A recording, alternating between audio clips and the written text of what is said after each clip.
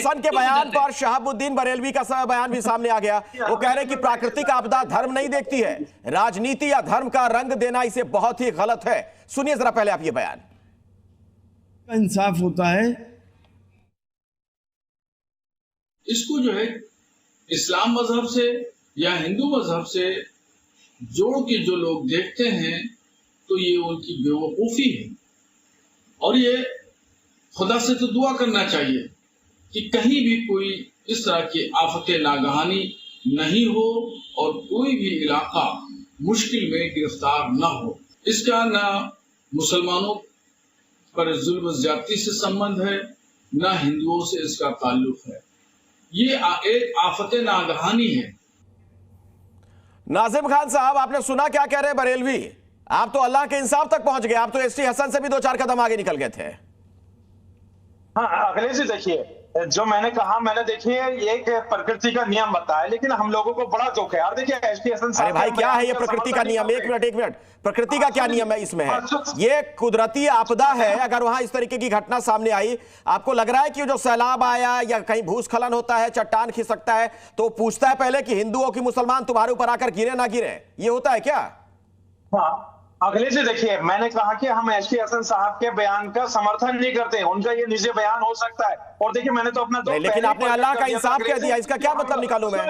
सुन लीजिए, मैंने तो पहले ही अपना दुख प्रकट कर दिया था। देखिए मैंने ये कहा कि दुख प्रकट करके अगली लाइन में आप कह दीजिएगा कि अल्लाह का इंसाफ है, तो इसका मतलब क्या निकालेगा इंसान? वहां तो कई लोगों की जान गई है ना, ये कौन सा इंसाफ है आपको नजर आता है? हाँ, देखिए जहां मौत होती है हम लोगों को बड़ा दुख होता है, इंसानियत खत्म होती है तो हम लोगों को बड़ा दुख होता है अगले से।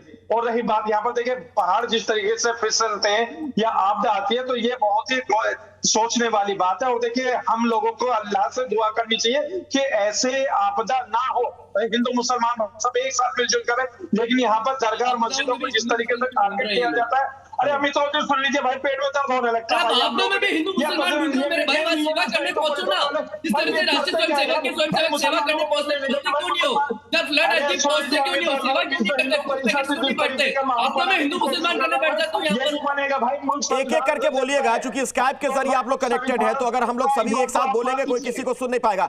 नाजिम खान 20 सेकंड में अपनी बात खत्म करिए, फिर आता हूं अमितोष आपके पास। हाँ, अगले से मैं ये कहता हूँ कि जहां पर भी आपदा होती है, देखिए हम लोगों को बड़ा दुख होता है। यहाँ पर इंसानियत का जो होता है, इंसानियत के साथ ये गलत है। लेकिन क्या है, अल्लाह के आगे किसी की नहीं चलती।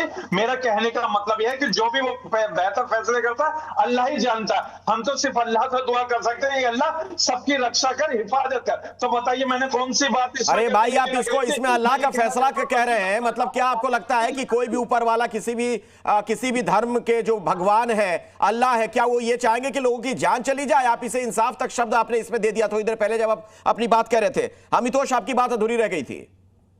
धन्यवाद अखिलेश।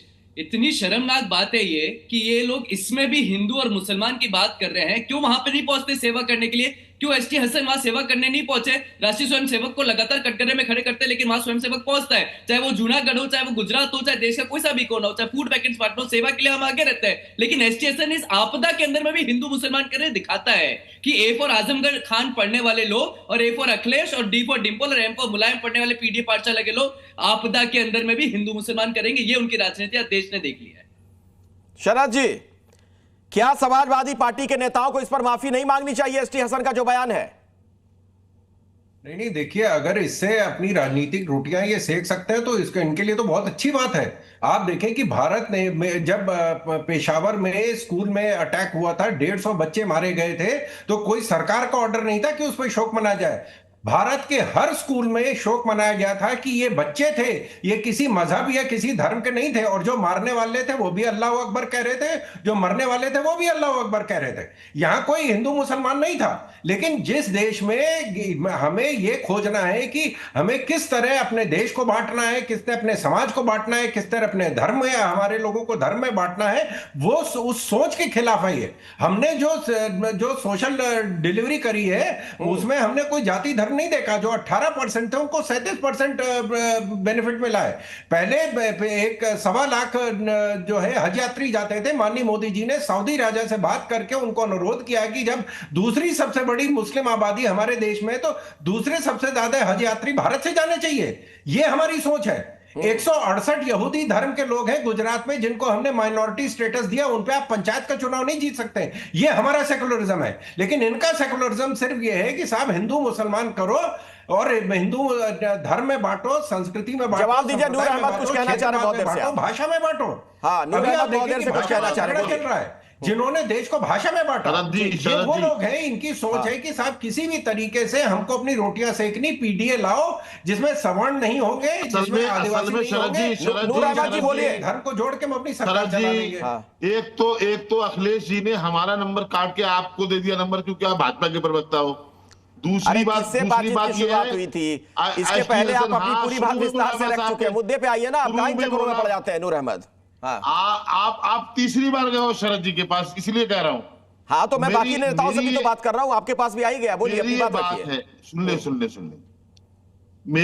ये जो एसटी हसन को घेर रहे हैं वो ठीक है, लेकिन एसटी हसन के जरिए समाजवादी पार्टी को घेर रहे हैं या मुसलमानों मुस्लिम समाज की पूरी कम्युनिटी को घेर रहे हैं। नहीं, मुस्लिम समाज को घेरना ये दूसरी बात है ना, दोनों को मर्ज करिए आपस में। लेकिन एसटी हसन समाजवादी पार्टी के नेता है, ये सच्चाई है। तो अगर कोई नेता किसी पार्टी का इस लाइन पे बयान दे रहा है तो क्या पार्टी की जिम्मेदारी जवाबदेही नहीं बनेगी? हाँ, वो समाजवादी पार्टी के पूर्व सांसद है, समाजवादी पार्टी के नेता है, उनके यहाँ के ऑफिशियल प्रवक्ता नहीं है। उनका नेता तो है भाई, सांसद रह चुके हैं। सांसद कोई मामूली होता है क्या? किसी पार्टी से कोई सांसद रहा हो? साफ लफ्जों में मैं कह रहा हूं कि ये जो रामपुर, आजमगढ़, पता नहीं कहां की बात अभी कर रहे थे, आपकी बेईमानियों की वजह से आज इलेक्शन कमीशन घेरे उसमें कटघरे में खड़ा है। पता नहीं आपको? लोकतांत्रिक मुल्क में इलेक्शन कमीशन पे उंगली उठाई जा रही है। कभी इस पर भी बात आप कर लो बैठ करके। बात होती है। देखा करिए जी न्यूज, थोड़ा समय निकालिए, देखा करिए, रनिंग कमेंट्री से बचिए, चैनल देखिए, तब आपको बात समझ में आ जाएगी। खैर, मेरे पास वक्त नहीं है। जी न्यूज।